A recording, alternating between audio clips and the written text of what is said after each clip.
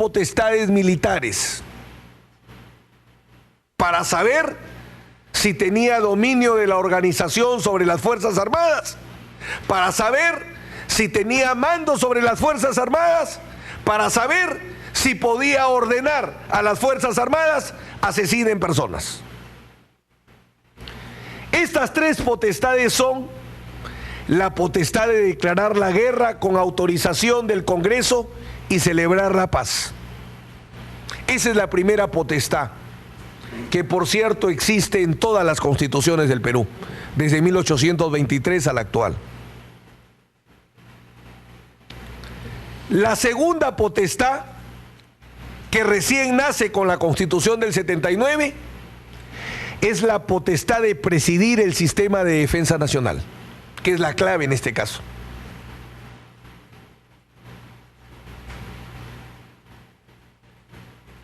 Y la tercera potestad, organizar, distribuir y disponer el empleo de las Fuerzas Armadas y Policía Nacional para efectos administrativos, que siempre existió en todas las constituciones desde 1823 a la actual. Por eso nuestro análisis lo centramos en la segunda, la potestad de presidir el sistema de defensa nacional. Porque es en ese rol que el presidente interviene en la lucha contra el terrorismo.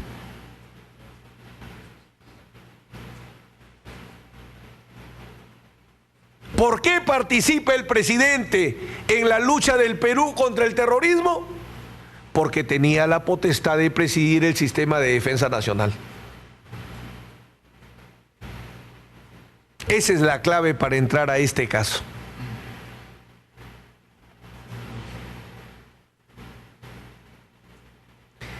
La jefatura de las Fuerzas Armadas y la Policía Nacional del Perú tiene su ámbito de desarrollo dentro del sistema de defensa nacional. O sea, donde el presidente ejerce esta potestad,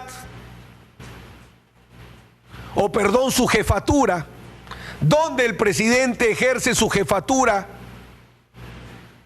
de jefe supremo de las Fuerzas Armadas y la Policía Nacional, en el ámbito del sistema de defensa nacional.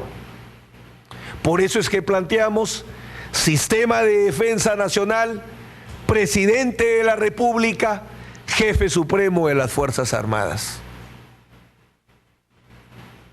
¿Dónde se desarrolla el futbolista? En la cancha de fútbol.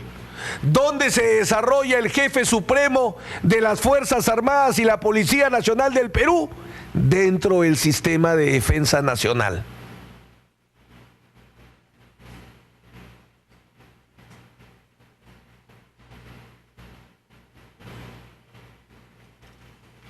El Centro de Altos Estudios Militares del Perú define a la defensa nacional como una política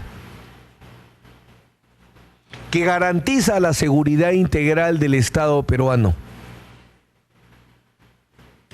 Así lo dice Marcial Rubio Correa en su estudio de la Constitución Política de 1993, volumen 5, páginas 307 y 308. La defensa nacional definida como una política, conforme Rubio a su vez se remite al CAEN, que me parece en el Perú es el que mejor ha desarrollado la doctrina militar. Por eso, con todo respeto, cuestiono que los autores de derecho constitucional que han escrito en el país, cuando tocan los temas militares, prescindan del derecho militar, prescindan, por ejemplo, de las obras cumbres del derecho militar. El compendio más importante que se ha escrito en español sobre derecho militar es Comentarios al Código Penal Militar, coordinados por Ramón Blecua Fragua y José Luis Rodríguez Villasante. No hay obra en español que haya desarrollado con tanta profundidad el tema del derecho militar, para saber, por ejemplo, quién tiene mando y comando, como vamos a ver en un momento. En el Perú, cuando revisamos los comentarios a la Constitución, salvo Rubio, que se remite por lo menos al CAEN, vemos Chirino Soto, vemos Enrique Bernales, vemos algún otro que se me escape. Parece que sus conceptos sobre los militares los sacan de su cabeza, o cuanto menos no señalan su bibliografía.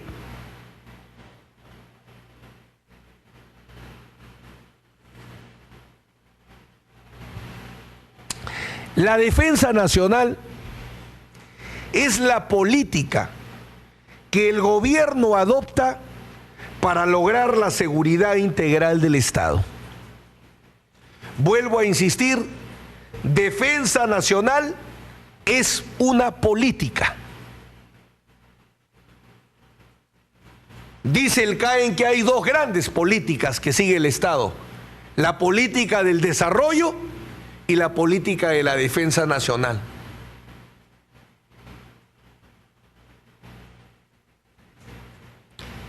La defensa nacional, que es lo que nos interesa, se dirige, prepara y ejecuta a través del sistema de defensa nacional. Así lo establece el artículo 271 de la Constitución de 1979 y el artículo 164 de la Constitución de 1993. Conforme graficamos a continuación, el sistema de defensa nacional es el que dirige, prepara y ejecuta la defensa nacional. Por eso hace un momento decía que el ámbito donde el presidente de la República ejerce su jefatura suprema de las Fuerzas Armadas y la policía es precisamente el sistema de defensa nacional. Porque quien dirige, quien prepara y quien ejecuta la política de defensa nacional no es el presidente de la República solo, no son las Fuerzas Armadas solas, no es el ministro de Defensa solo, no es la Policía Nacional sola, es el sistema de defensa nacional. Por eso es que para hablar de garantes, para hablar de autores, hay que ubicarnos dentro del sistema de defensa nacional.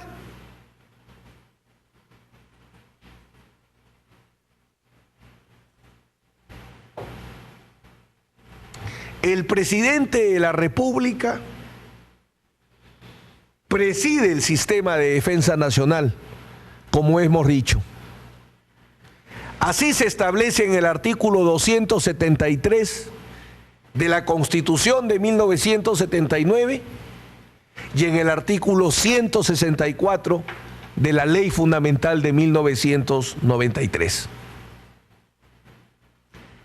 ¿Quién realiza la política de defensa nacional? El sistema de defensa nacional. ¿Quién lo preside? El presidente de la República. Y así vamos armando el rompecabezas.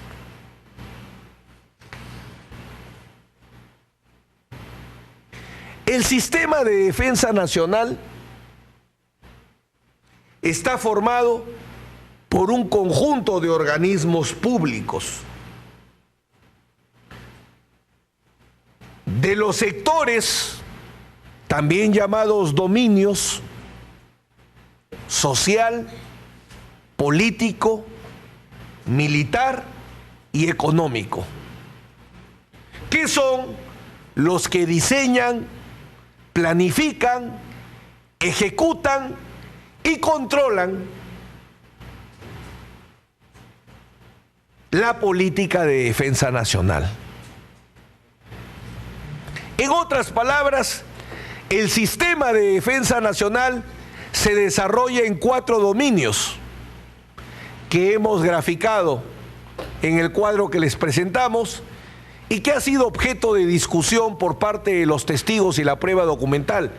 El sistema de defensa nacional se desarrolla en el dominio social, en el dominio político, en el dominio económico y en el dominio militar.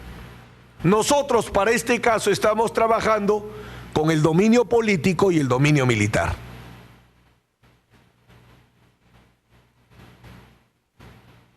¿Qué rol tiene el presidente de la República? Por ejemplo, permítame plantearlo de la siguiente manera. ¿En cuál de los 4 dominios trabaja el presidente de la República? Correcto, el presidente preside el sistema de defensa nacional. ¿Pero en cuál de los dominios trabaja?